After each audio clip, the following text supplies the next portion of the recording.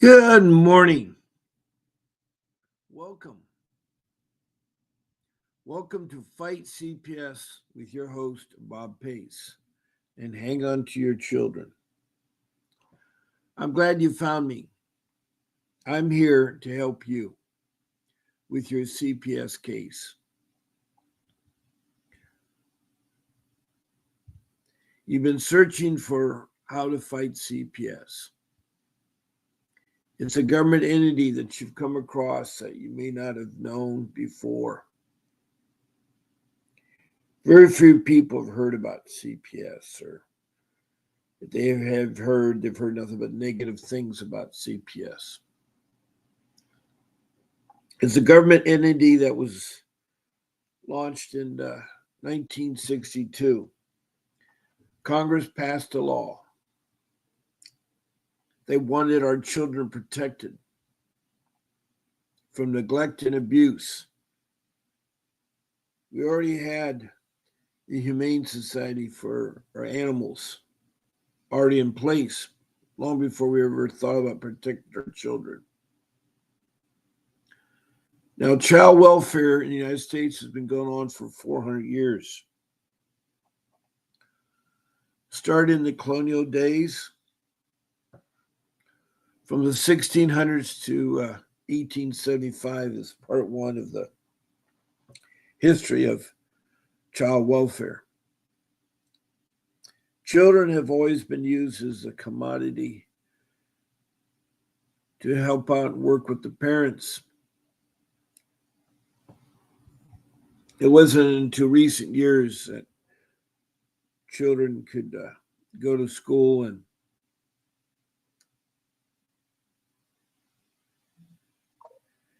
not have to work. It seems like children have been used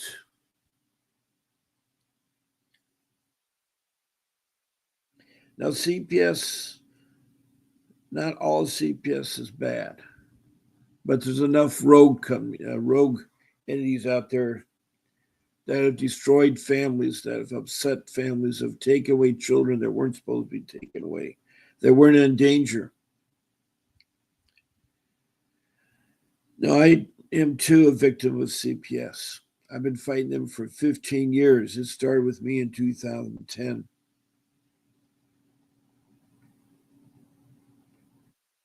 And sadly, my children were trafficked into foster care and abused. I had a horrible time with CPS. In 2010, I just lost my forever job. I've been working for 45 years, and I was 6 years old, and I lost my job through no fault of my own.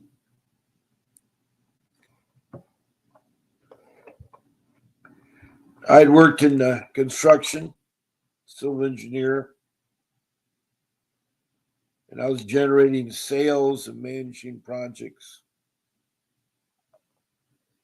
Unfortunately, the state of California was in dire straits at that time, and they needed to find resources to keep the state from going bankrupt, like Detroit, Michigan was going. City of Detroit, Michigan. So the work that had been promised to me from the state was put on hold and written IOUs that when they got themselves together, they would start the projects, even though the funds were public and I could have sued them. But I did not own the company. And my person that owns the company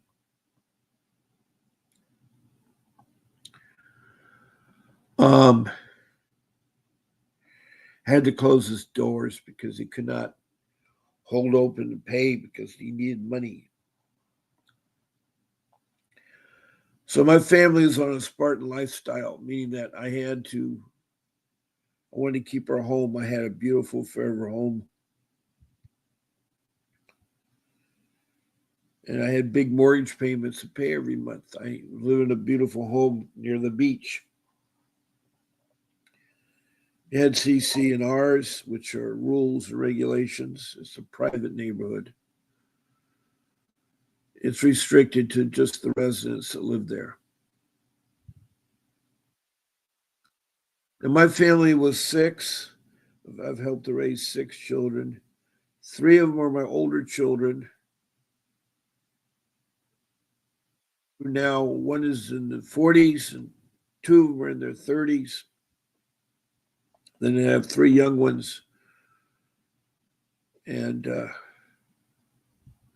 at the time of 15 years ago, my young ones were 14 and 7 and 4.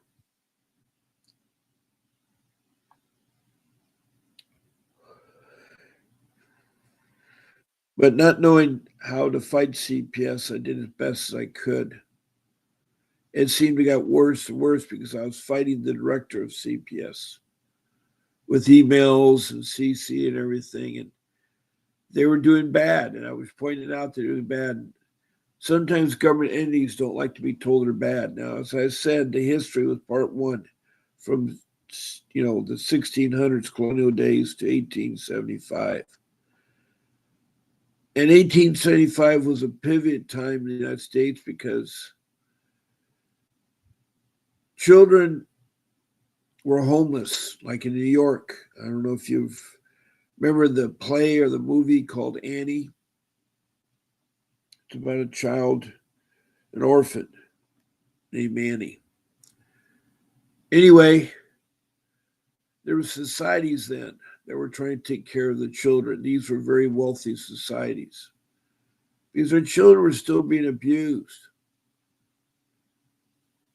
They were used in the fields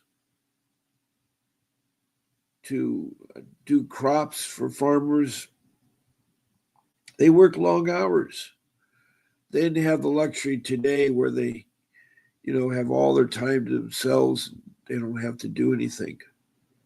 I think we as parents spoil them too much. They don't think about working until they're at least 18. Now, some do get jobs early on,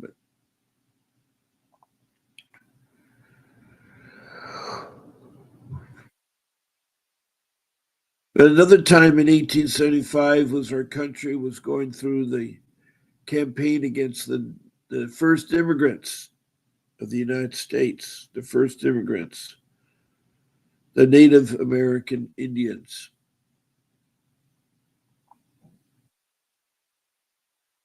These people were proud people, but they lived what Europeans thought was very uh, uncivilized. But sometimes I really wonder who was more civilized, the white man or the Indians. But they're being rounded up as the tribes were forced to go on reservations. The children were hauled away to private Indian schools. They were taken from the tribes. Also, a lot of the tribes had lost a lot of their parents. It was horrible things that they did to the first immigrants of the United States.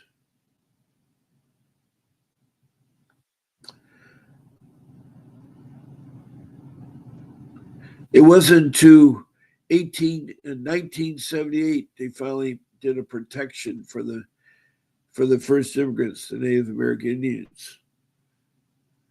They passed a law called ICWA, the Indian Child Welfare Act of 1978, where Indian children, if they're involved in a CPS matter, if they are Native American Indians, they're put on reservations or given to the reservations for them to help out. And they would stay with an Indian family until they could be reunified with their parents. That's a sad thing. These Indian children never saw for 100 years, 103 years. They never saw their parents again. It's hard to imagine. Of course, I've, lost a child too in CPS, so it is a hard thing for me. But in 62, we created the child protection system. It was directed to social services. It's a part of social services that they're supposed to protect their children from abuse, but instead they abuse the children. They hurt the children. They hurt the parents. They hurt the grandparents. They don't care. And it's wrong. So many of you out there come into my show. Over 2,100 people I've met in the show talking to. That's 23 countries, all 50 states,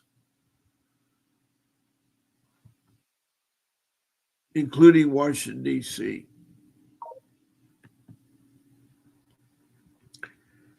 Now, I wanted to let you know that there's several ways that you can interact with this live stream.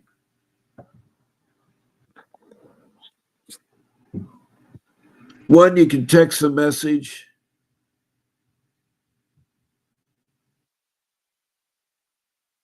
Please make a question or a comment about CPS. Please state your name. Use your first name, your city or county, your state, and of course, if you're not from the United States, put down your country. Put down your country.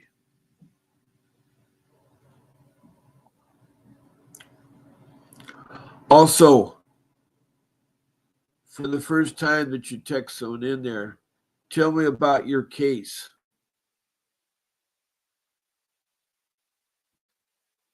From the beginning, from the knock on the door to where you're at,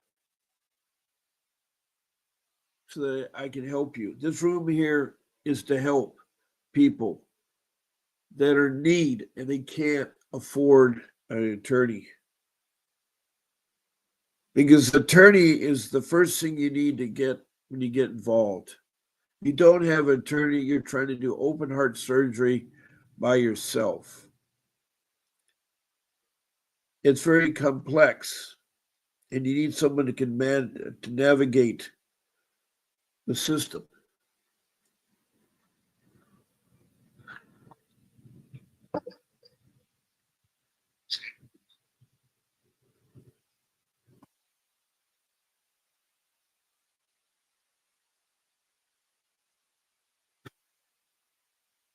Now, I use CPS because there's so many different entities in every county in every state. Like North Carolina has 100 counties, and they have 100 different names for their CPS, their child protection system. Some are called Department of Children and Family Services. Some are called Department of Children Services. Some are called Child Protection Services. Others are called the Cabinet. So I just use the child protection system. Not only they're supposed to protect their children, they're supposed to do family reunification. And in 1979, President Clinton signed into law the Incentive Act, which basically gave additional $35,000 to the child protection systems for every child they get adopted through foster care. They were trying to take away from family unification because it took too long.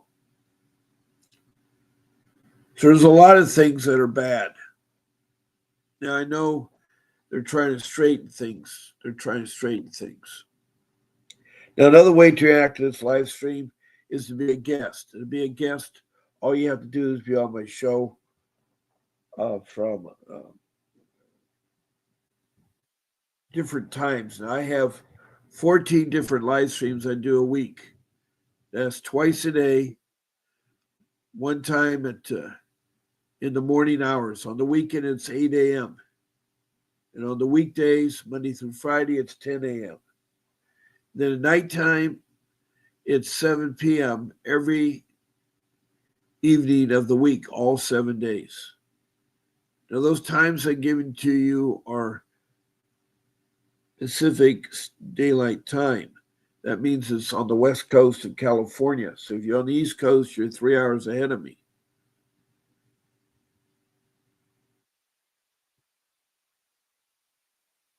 So you pick the time that you want to be on and you email it. Email it to my show producer, Grace, at vincentwdavis.com. That's her email. And she'll send you a link to get on what's called StreamYard. That's the application I use. It further uses YouTube for me to be on the broadcast. And I can have up to 9 of you. 9 of you can be on the live stream. All you do is email Grace at vincentwdavis.com. There are certain things you cannot do, like no profanity.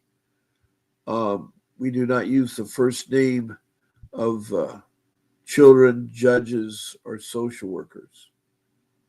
Also, there's no food, no eating, or smoking on the show. She'll help you with your camera and your mic, and you can get on. And it's a great way to do it.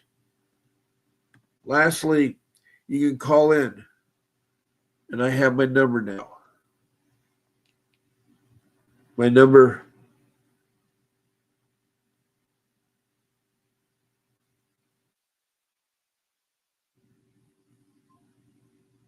I just want to make sure that my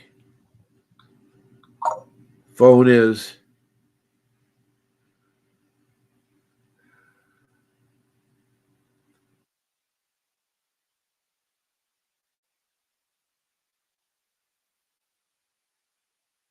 just saw a reminder that today's my sister's birthday. She's gone. She's no longer a part of my life. She's gone up to heaven. I too have been a victim of many tragedies, especially in my later years.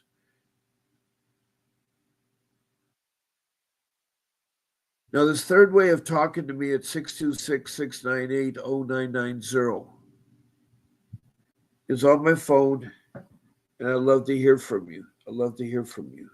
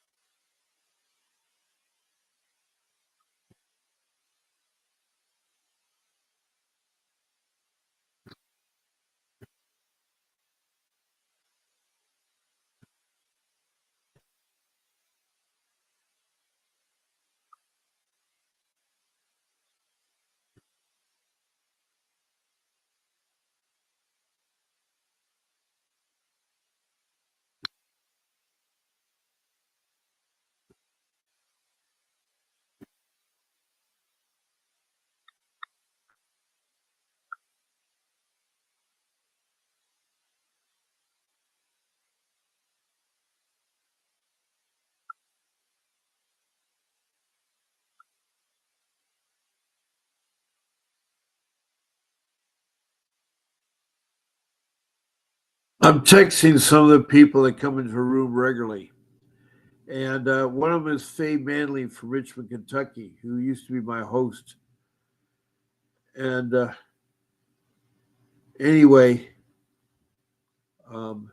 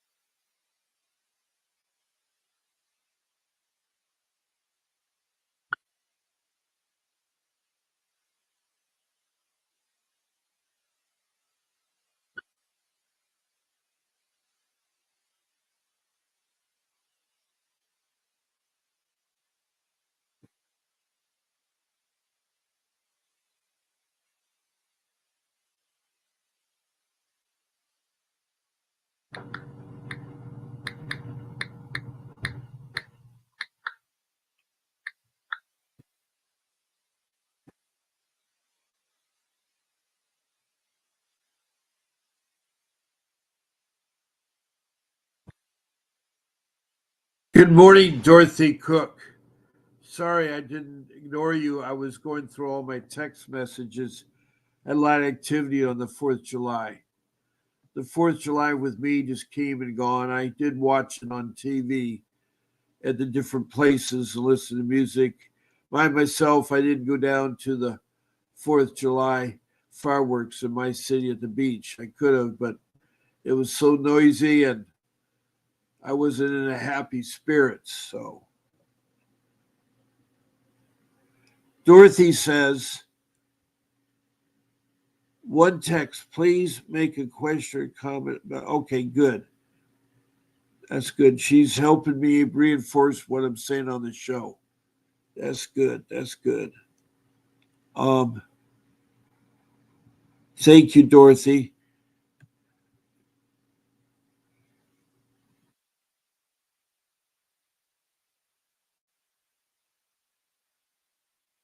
All right.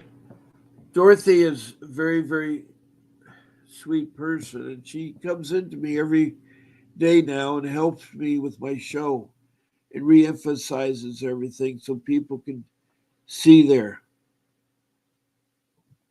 Yeah, I'm trying to hang in there. Like you all, I have my ups and downs. A lot of done, especially when I'm missing my daughter. You know, it's really hard when a child is coached.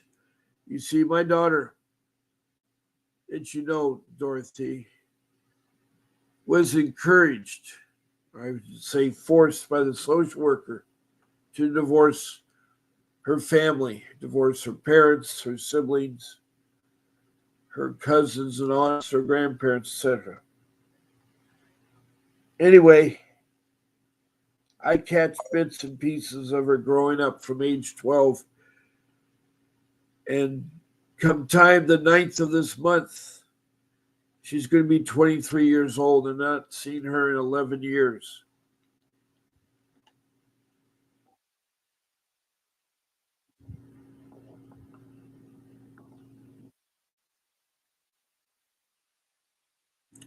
Last time I saw her was May 2nd of 2015. And why I remember that date is because that's also the birth of my firstborn, who I've not seen since she was 33. I mean, excuse me, since she was 3, and she now is 33 years old. I think that's what, let me see. It's hard sometimes as people grow older and you don't necessarily forget their ages, but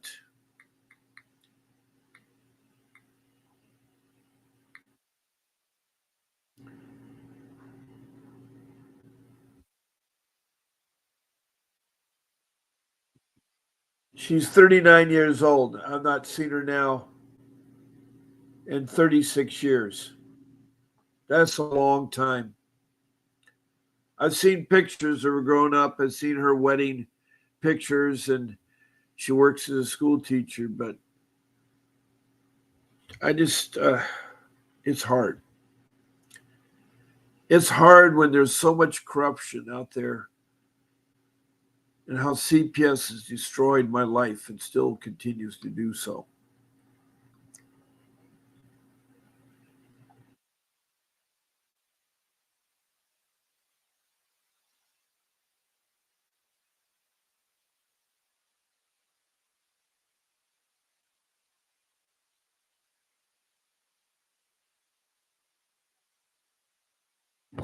And Dorothy says, it is so much learning because I've never heard of child divorcing their parents.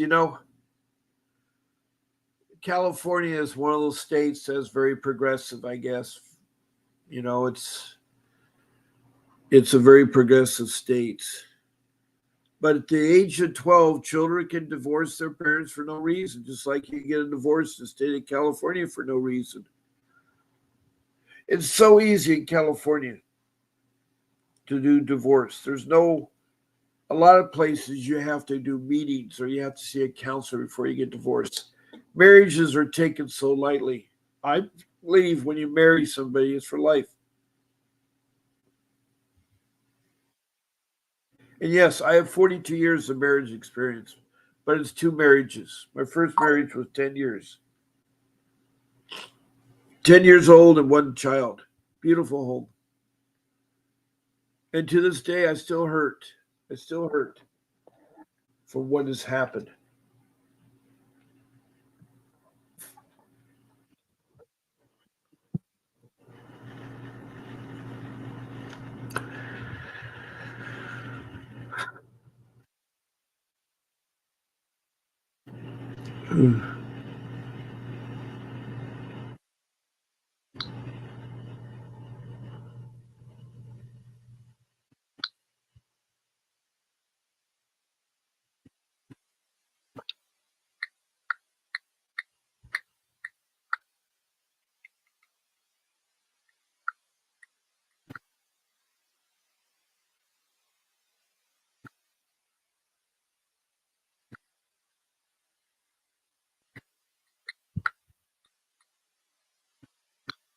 Okay.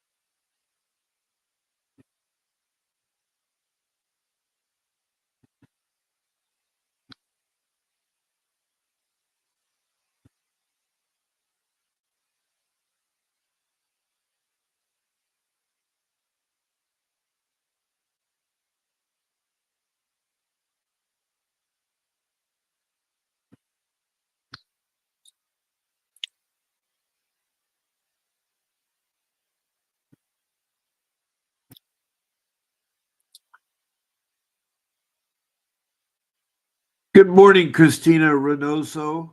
She is from Las Vegas, Nevada. And she says, yeah,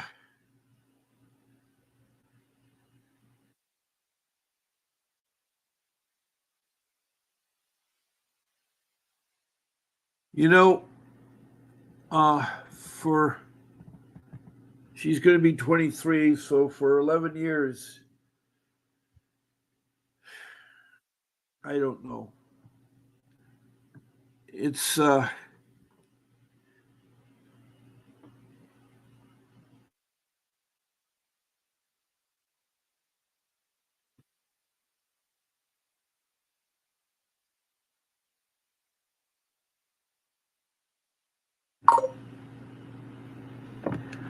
well, yeah, it's like I've had several broken hearts. My firstborn,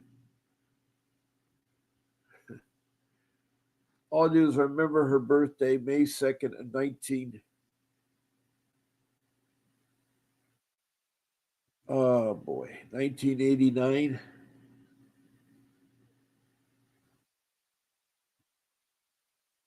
I think that's it. I it's a struggle with uh, life. Um, yeah, she's 36, my firstborn. And my other child is 39. Wow. As I say, I had 6 children. And I do pray and I'm thankful for having all you beautiful people in here. Hello, Carrie. It's so good to hear from you again. She's in Burke County in Georgia. Thank you for reminding me of that. And she said her attorney gave me in the court is holding evidence for me. And every time I talk to her, I have to remind her who I am, explain what's going on in my case. I know you need help. Carrie, using a court appointed attorney. They have 30 to 100 clients. It's sad. Yes, 100 clients. I had someone told me they had 100 clients. That's why she doesn't remember anything. And I too didn't have an attorney. I mean, I had a court appointed attorney. I tried for a year, but it was useless. So I went ahead and sold my forever home, the home I worked 45 years for. 60 hours a week, 45 years. It's gone. I lost it to get money to hire an attorney. It was so important to me. My home is gone. I have an apartment. I mean, I'm not homeless. I have experienced homeless. For a while, I had my family in an apartment and I was living in a car. I lived in the stupidest car, an RX-7. It's a sports car. I ended up in the hospital because I wasn't laying horizontally. And somehow they said that you were doing really bad shape. You just can't live in a car. It's hard out there. It's hard. And I know what you guys are going through.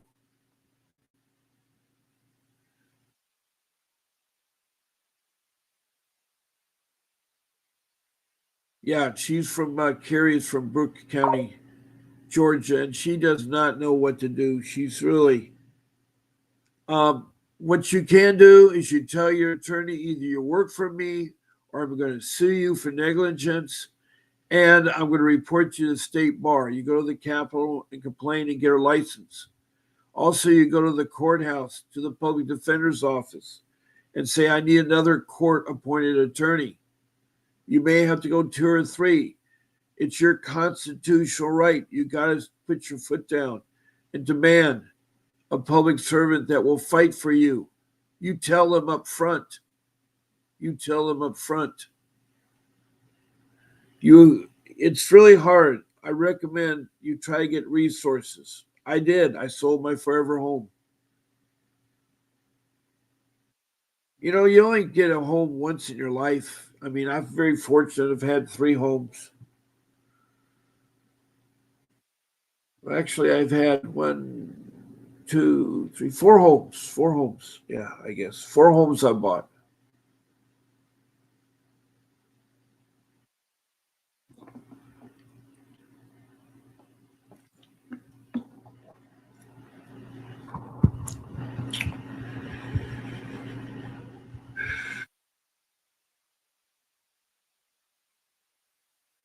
Well, you're going to have to replace your public defender.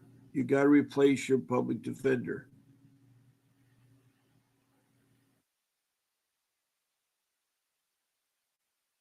Also, you need to spend your time on the internet and research your case. The answers are there. I know that because, see, I've been fighting for 15 years. Unfortunately, I didn't follow my own 5 rules. One, get an attorney. Two, document everything. Create an incident log. It's a time log of all the incidents that have happened. You need to keep track of the information. 3, say no to social workers, no to the police. Do not open your door. Don't let them in your home. 4, research the internet and use the good browser. Google is the first browser around and the best one to use.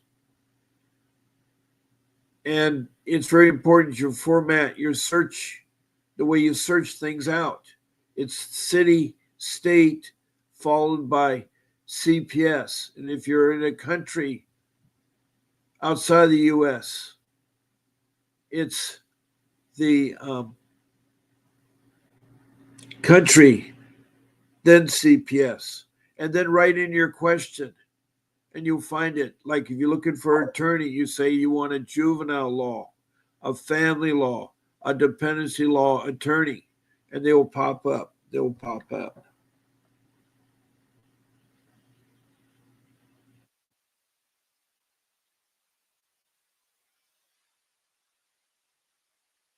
You don't have to wait to court. Court is open every day except holidays, okay, and the weekends. You can't go to court on the weekends or holidays. But you can go there. Sometime you may have to sit there. And if you can't get anywhere with the lower people, go to the upper management. If you have to, go to the top dog. You need to sometimes talk to your state Congress people, your representative, or your senator. You need to talk to the mayor of your city, the council people. Go before council meetings. Go see the governor. Go to the ombudsperson at the state level. Go to the civil rights coordinator. Or go to Doge. That seems to be helping a lot lately. And I'll be putting up that number soon there. I know it's the government, but we can fight the government. Doge is fighting the government. It's persistence. It's how you did, everything. And if I get sidetracked a little bit, I apologize. I'm a family man. I'm a loving father. I'm not a lawyer, but I've gone through the coals with CPS. Fighting CPS is like open heart surgery. You need a professional to navigate through it. You're like Alice in Wonderland. You fall in the rabbit hole, you met the Chester cat, and now you're going from room to room, going nowhere, going nowhere.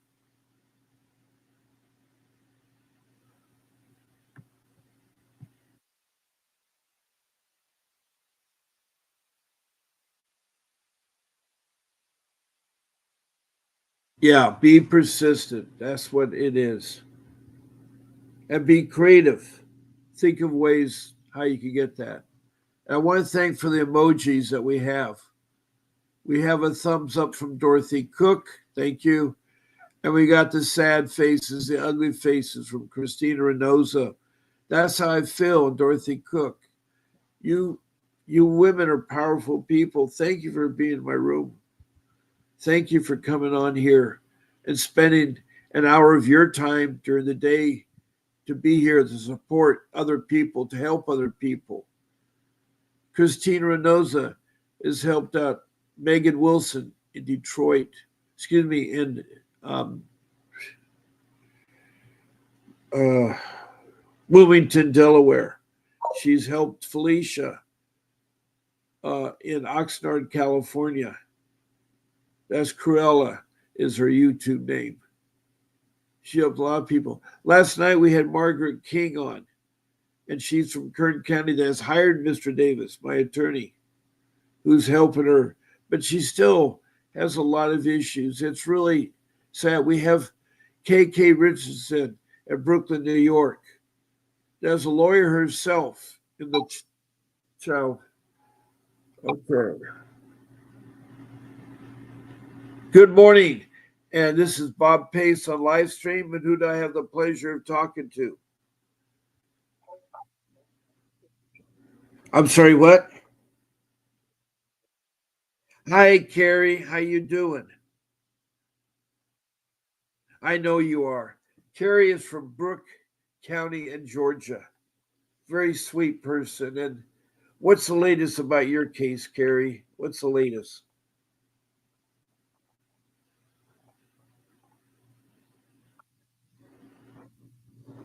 What's the latest? What's the latest on your case?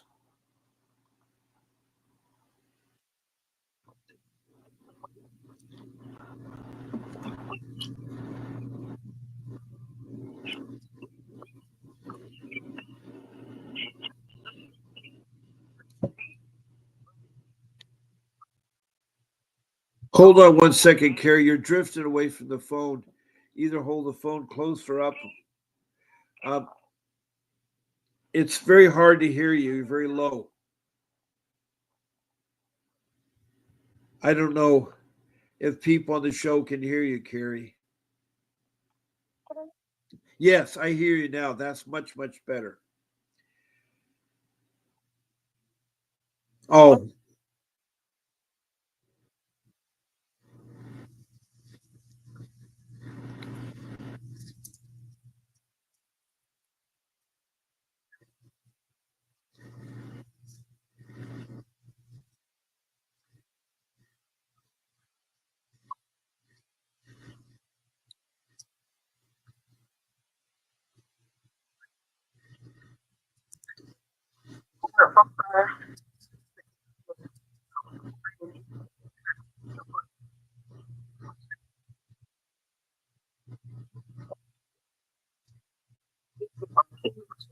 bring my kids closer to me, because you know I know that I'm in house or so like I can't handle something I don't have. I can't make her do her job. And if you know, I'm working with a parent. I'm working with a parent.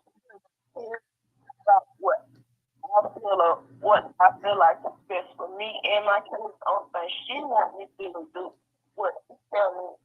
No, and it's father. I talked to her supervisor. Her supervisor is telling me she's on, but there's nothing going on.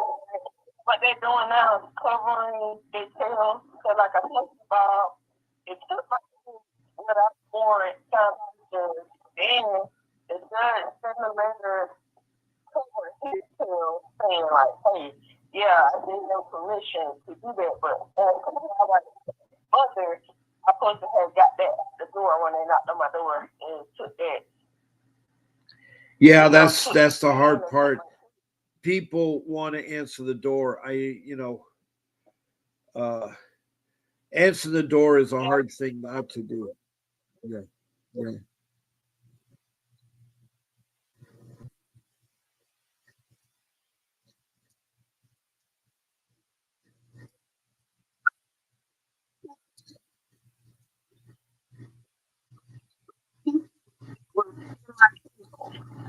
the people they with he's not responding back to me. I reached out.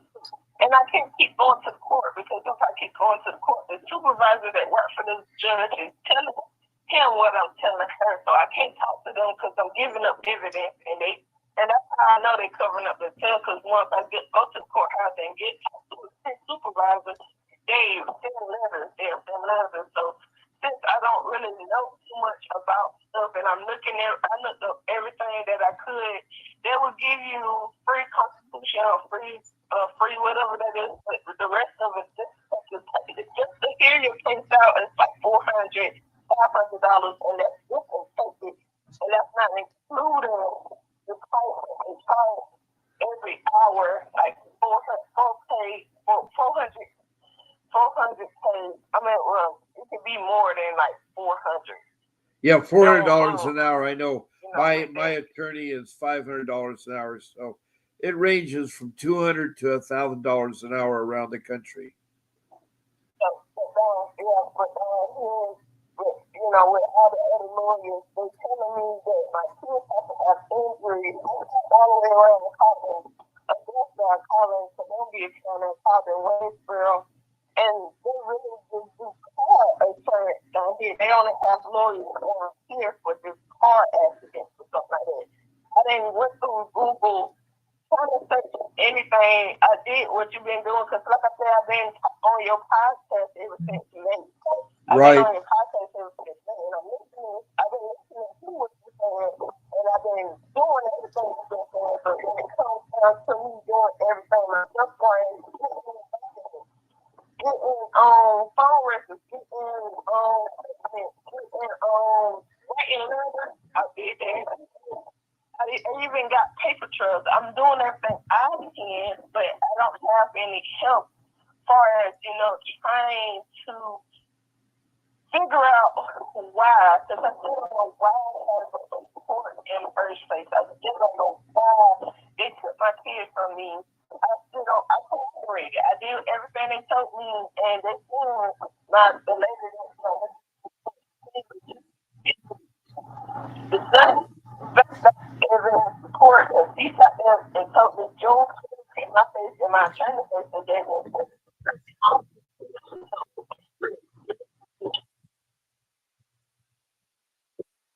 It sounds like we have a bad connection. It sounds like you're in a snowstorm. I know it doesn't snow in Georgia, but uh, it sounds like you're in a snowstorm. I do want to say hello to Tony the Tiger, who just came in the room. Her name is Cassandra. She's a young mother with a 13-year-old boy that she's trying to get away from. The CPS is giving them drugs and keeps them doped up all the time. But Cassandra also says they have a bounty on her head. They want to do away with her. She's always worried about that. But hello, Tony the Tiger, and welcome to my live stream. I did text you this morning because I was checking in on you. I do text some of you guys to see how you're doing and stuff because I do truly care. If I can help someone, and I have helped people, there was that lady a couple weeks ago in Santa Clarita, California, that was being charged with medical neglect. And the CPS worker insisted that the family have her young 4-month-old daughter's appendix taken out. And that was sad because it didn't have to be taken out. It was her gallstone. And I worked with them. I actually helped them diagnose what their problem is. I'm not a doctor, but I'm pretty savvy to reading things, interpreting things. I helped them get an attorney. And a couple days later, they showed up in court, and the judge's mouth was wide open when they showed up with an attorney who now has stopped them from taking their child and now reversing the neglect. It's so sad. They have a lawsuit going against them, against the hospital for malpractice, and they have a lawsuit against the social worker for stating things that she's not even a doctor. It's so corrupt at CPS is. I know what it is. It's a terrible evil. I lived through it. It was really hard. Um, Dorothy's asking why her child or children removed. Um, Carrie, can you tell me why? Do you know still today?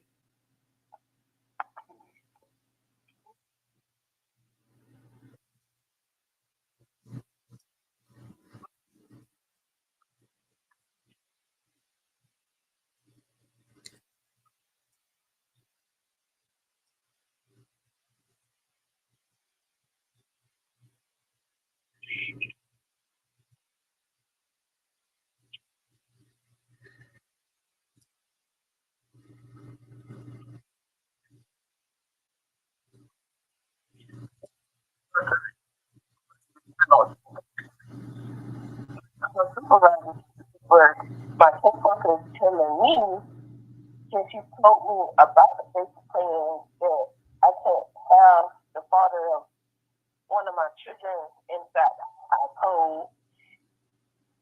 And she told me this around like 8 o'clock that night. It was after hours when she told me this. But when she told me, she wanted me to basically not have him in the household. And what the next day they came to my house and I found that paper plan, he was not here. Even though he didn't do anything to neither one of my children, my oldest son just made a statement that was very concerning to them. But I'm telling them that my son is going through some stuff right now that only God knows, to actually help him out with that. So my caseworker not on the same page. So with that part, but I cooperated through that whole plan of the father of my child not being in the household. I did what they told me to, but they making like afterwards I didn't let police officer in my house or he didn't tell them where his whereabouts was and then made it more concerning to them like he was still in my household, which we have proof he wasn't in my household. They just all this stuff is based on feelings. All this stuff is based on how they feel and what they think went on. But it's not that. It's not that. We both was trying to cooperate. My kids don't have any bruises on them. My kids don't have any marks on him. Unless my oldest son, if my oldest son has marks on him, it's literally self-inflicted wounds, which I've been 10, 13 him multiple times with those self-inflicted wounds, but they ain't looking at that part. They just, like I said, they're just trying to find something, trying to find something. It's like, basically, I don't know if anybody heard of the saying, sweeping on somebody else porch instead of this sweeping on minding their business on what's going on in their house. So that's basically what it is. People are looking in. But like I said, I'm with my kids, majority of, the day. With my 3-year-old, I'm with him 24 hours. And with my oldest two, which is school, it might be like 16 hours a day. But they just want me to cooperate. And I did that. I have proof of that. I have proof that I cooperated. But what they telling the judge that they told the judge that I wasn't cooperating because I let police officer in my house. I'm like, the police officer, when he came to my house, he didn't have a warrant. And I asked for a warrant. And I asked him, did he feel like my business was in danger? He said, no, but I still have to search your house. I said, why would I let you in my house when I'm telling you just me and my boys here? I feel uncomfortable with male police officers. And like I said, I'm so scared so many reasons. Like, he could have said, I try to pour hot water on him or something like that. Or he started, I feel like he's threatening me with his gun because he's ready. A sheriff in LA County, an LA County sheriff. Yeah. Right. Yeah. Well, they use the police. I know. Usually, the sheriffs are the ones that issue that not issue but serve warrants. Social workers cannot serve warrants. They can get a warrant and have a sheriff serve it, but they're there to protect the social workers. When a policeman shows up alone, that is usually bad news, and you don't want to open the door. They can't do anything. They cannot break in your home unless they hear some type of screaming with your children. If there's ongoing screaming or yelling, they can break down the door, but they can't break down the door. You just be quiet, let them bang and try to intimidate you because they're up to no good. They're not too good. They're yeah, I know you are. I know you are.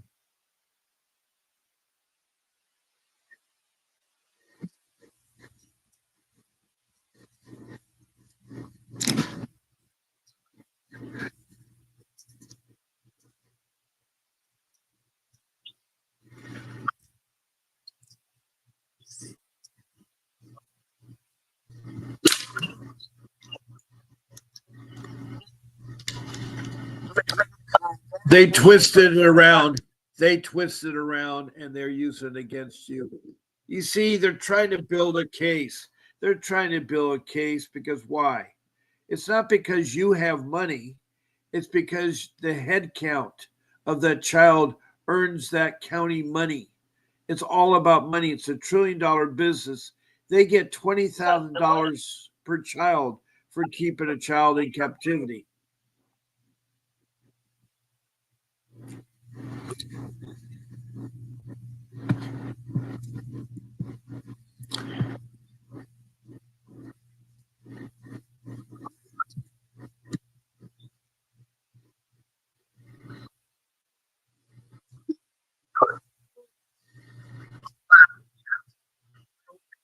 for them and make him uncomfortable by them putting their hands on him, and he was scared. He didn't know what to do. One of the teachers told him not to say anything, and me knowing my son, especially if they buttering him up with candy, juice, and snacks from school, he's not gonna say nothing. And yes, I taught him from yes, I taught him not to talk strangers, but people got to understand. Once you tell your children, okay, son, you have to listen to your teachers. Once you gotta listen to what your teacher says, basically giving your children permission to talk to strangers at school. I know it's a different thing, but I'm saying if you teach your children not to take stuff from strangers, it's a whole different ball game, especially when they're going to school, because you want them to cooperate. You don't want to keep getting phone calls or notes, and they planning saying, okay, my son doing this at third, which I know he doesn't do multiple things that they are saying. My son just started school, and what he does at home, he doesn't do at school. So I know most of the stuff was virtualized, but like I said, I talked to the same old teacher multiple times, like, stop giving my son snack juice and stuff like that. Stop buttering my son up. Because when he get home off the bus, he don't eat dinner. He be too full. His stomach be like a grandpa belly, poked out and everything, because it's full of snacks. I talked to the principal. I talked to the board of education. And the crazy thing about the principal situation, he said he had to do his own investigation. And yes, my son gave him 3 teachers' names that made him uncomfortable. But the principal explained, well, I have to talk to my teachers and make sure my teachers doing that, because that's one of our rules. Our teachers can't hit our students, whatever. But he didn't call me back on that. So like I say, I'm figuring all this stuff out myself by just walking around, looking up on internet, looking up on what can I do about the situation. But all I can do is basically tell the judge, I said, they didn't prevent any of this stuff that was talked about. Only thing they focused on is what my oldest son said. And my oldest son, like I said, he made a statement, which I know is not true, that kind of made me think of, like, okay, we back at this situation, because like I said, this is not the first time that I've been on a case, CPS case down here. This is the second time. The first time I went through that case plan with no problem. I cooperated. I did all this that they wanted me to do. I did family counselor. I did all this stuff. Both of my kids were separated separately. So one of my oldest son that did the trauma to my children at the time was at 5, 6. I think it was 5 years old. He went to my mother's house. The other one stayed with me. But when we finished the safety plan and they found out that my oldest son was lying, like I said, that's how it is. The same old supervisor, though. The supervisor know that my son is supposed to lie. Me personally, as his mother, I have to be cautious of what he's telling me. I have to ask 100,000 questions and then go back to the same old question that I asked him before. Are you sure that these kids are bullying you to be somebody that you know that I raised you not to? So my son is seeking for attention, which I give him all the attention. I give all 3 of my kids attention, but he wants my 100%. And me not giving him my 100%, he would tell anybody that's not inside my house that I'm hurting him or somebody else that I'm saying, that's Right. basically, Right. him, he'll lie. He'll lie and say, okay, my stepdad did this, that, third, but there's so much stuff with that. My oldest son personally told me that I want my biology dad. I want you and him back together, but I told him that's not gonna work out with me. Right. Your father is in jail, and he want to know why he in jail, which I know he knows why his father in jail. I just can't. It's uncomfortable questions that he asked me because he knows why his dad in jail. I just can't talk to him about that, because if I talk to him about that, then he's gonna ask, why did he do this? Why did he do that? Right. Why did he hurt someone? And I'm like, these are uncomfortable questions. I don't know the answer to it. I read the newspaper just like you did, son. You know what Yeah. I'm in there. Yeah. Yeah.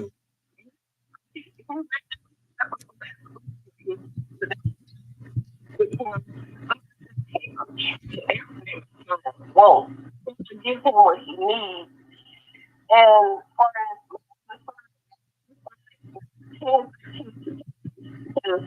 it's like a conversation me, but my son was going to the point. I raised him better than me. So I'm dealing with a child that the mean that didn't change so much. Don't recognize what I'm trying to take to say that, but I don't recognize him. He's becoming to a person that I don't want him to be. Like he learning gang violence. I understand. I understand. Yeah, Carrie, I don't mean, yeah, I don't mean to cut you short, but I do have to end my show because I've talked for over an hour running time. It's after 9 o'clock. My show ends at 9 o'clock. And so I do, yeah, I know. And I do appreciate you calling in and talking to me. We have a person that came to the room here at 9:22 named Mystical Lavish. I have no idea. You're from Utah, and I know you're heartbroken. And she's lost her 2-year-old grandson. This is a grandmother that was in foster care, and they're waiting for the autopsy results. So I'm so sorry to hear about that, Mystical. Uh, yeah. Yes. Yes. Yes. Yes. I agree. I agree.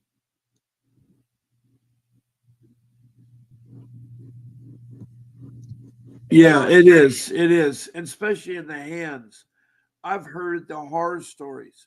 We have Leica from South Africa, and there was a story about a South African woman. Their children in custody of CPS, and CPS took them on an outing in a lake, and a crocodile dragged the child and killed the child under the supervision of CPS. So it is horrible out there. Children are in danger. CPS is really corrupt.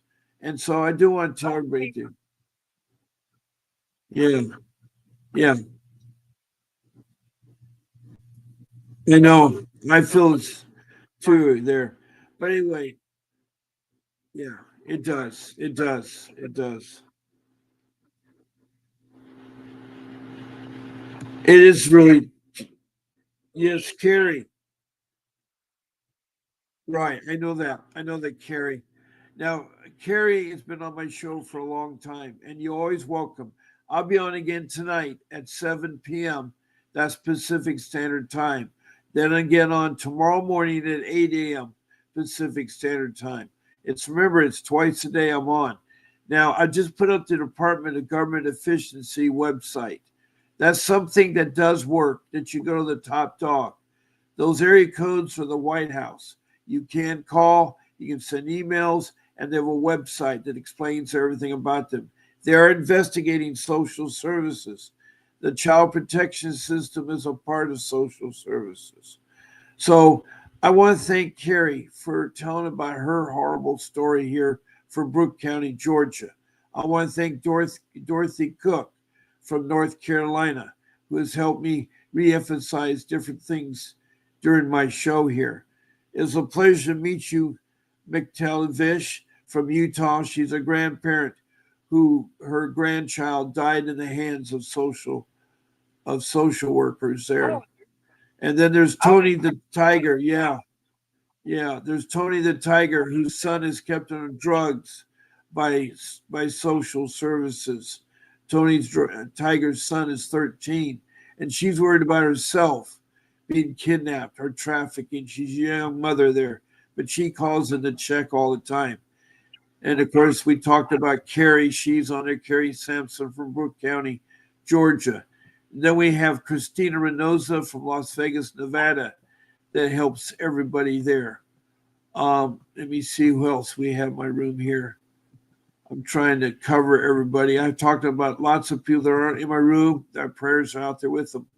So I want to thank all my listeners, all the emojis, and God bless you all. I'm here twice a day. I've been doing this now for 21 months, and I've talked to over 2,100 people. And I've talked to 23 countries, including the United States. So it is a worldwide epidemic that there are bad elements of CPS out there. So listen to my 5 rules. I've talked about them on numerous shows. I have lots of recordings. So God bless you all. And there'll be a brief message from my attorney, Vincent W. Davis. Listen to the message. It's a good message. So with that being said, God bless you. And again, happy 4th of July. I know that we celebrate our country is almost 250 years old. It's hard to believe we're going to be that old. But anyway, God bless you all. And I'll see you tonight. Remember, fight for your child. Do not give up fighting. Do not give up. This is Bob Pace signing off.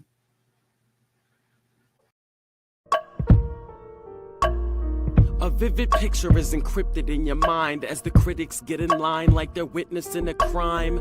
But then you notice there's a shiver in your spine from the feelings of discontentment and bitterness combined. Heartbroken when you listen to the judges, another kid's innocence corrupted, and if you go against then it's destructive. Consider this predicament the toughest, but we believe in a system fit for justice. Child Protective Services only pretends to save it. The one solution for this is worthy of instant praises. 30 years of experience with relentless cases. Allow me to introduce him. This is Vincent Davis, defending you when they don't think a mother fits the role. Is it juvenile dependency or government control? Observe the pain in their eyes. It's time for us to realize we are the last